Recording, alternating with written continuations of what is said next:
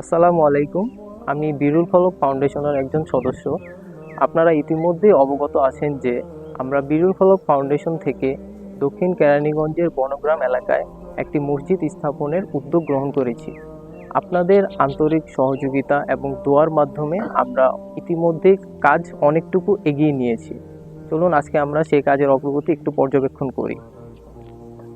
আপনারা ইতিমধ্যেই এখানে দেখতে পাচ্ছেন যে আমরা এখানে ফ্লোর ঢালাইটা সম্পূর্ণ করে ফেলছি, যেখানে হচ্ছে মসজিদের কাতারগুলো থাকবে এবং চারপাশে যেখানে দেয়ালের যে বিষয়টা আছে এটাও আমরা ইতিমধ্যে জানালা পর্যন্ত অনেকটুকুই করে ফেলছি। এই সাইডটা করা হয়েছে। তারপর আমাদের এখানে মসজিদে যেখানে ইমাম সাহেব যেখানে নামাজ পড়াবে সেখানেও মোটামুটি কমপ্লিট হয়ে যাচ্ছে এই জায়গায়।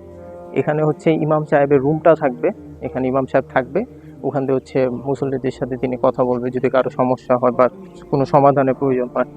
এখানে হচ্ছে আমাদের থাকবে হচ্ছে যখন কোনো মানুষ মারা যাবে তাকে গোসল করানোর জন্য এই জায়গাটা আমরা এখানে প্রস্তুত করছি। এখানে তাকে গোসল করানো হবে জানাজার জন্য। তারপর এখানে কাজ চলতেছে, এখানে মিস্ত্রিরা আছে, তারা সবাই কাজ করতেছে, খুবই ভালোভাবে কাজ এগিয়ে যাচ্ছে। এখন রমজান মাস চলতেছে এবং রমজান মাস শেষের দিকে, এবং এই রমজান মাসে আমরা সবাই কম বেশি দান করে থাকি। এবং আমাদের এই বিরুল ফলক ফাউন্ডেশনের যে প্রকল্পটি আছে এটি এখন মসজিদ এখন আমরা স্থাপন করতেছি। তারপর এটি আস্তে আস্তে এখানে মাদ্রাসা হবে, তারপর এখানে বাচ্চারা পড়ালেখা করবে। এবং আপনারা যখন আমার প্রথম ভিডিওটা দেখছিলেন তখন কিন্তু এটা খুবই খালি একটা মাঠ ছিল, এবং যখন আপনারা আমাদের পাশে যখন সাহায্য সহযোগিতা নিয়ে দাঁড়িয়েছেন, ইতিমধ্যে আপনাদের অনুদান আমাদের সবার সহযোগিতা মিলে আমরা হচ্ছে এই কাজটি ইতিমধ্যে এতটুকু সম্পূর্ণ করেছি। এখন আমাদের আরো অনেক কিছুর প্রয়োজন এখানে আছে। এখানে আমাদের একটি অজুখানা প্রয়োজন, যার জন্য আমাদের ডিপ টিউবওয়েল লাগবে একটা, এবং আমাদের আরো অনেক ইটও প্রয়োজন। এবং এখানে আমাদের প্রাথমিকভাবে আমরা এখানে উপর দিয়ে টিন দেওয়ার ব্যবস্থা করতেছি। তো আমাদের টিনেরও প্রয়োজন আছে। তো ইনশাল্লাহ আমাদের কাজ আস্তে আস্তে আমরা শেষের দিকে চলে আসবো। মসজিদের কাজ আস্তে আস্তে এখানে আমরা শেষ করতে পারবো।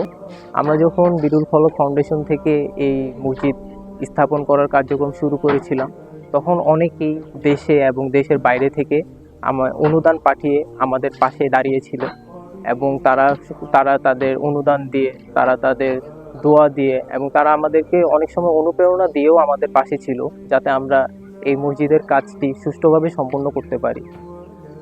আমরা তাদের এই অনুপ্রেরণা, তাদের এই অনুদানের জন্য আমরা তাদের কাছে সবসময় চিরকৃতজ্ঞ থাকব, এবং তাদেরকে আমরা আন্তরিকভাবে ধন্যবাদ জানাচ্ছি সবসময় আমাদের পাশে থাকার জন্য।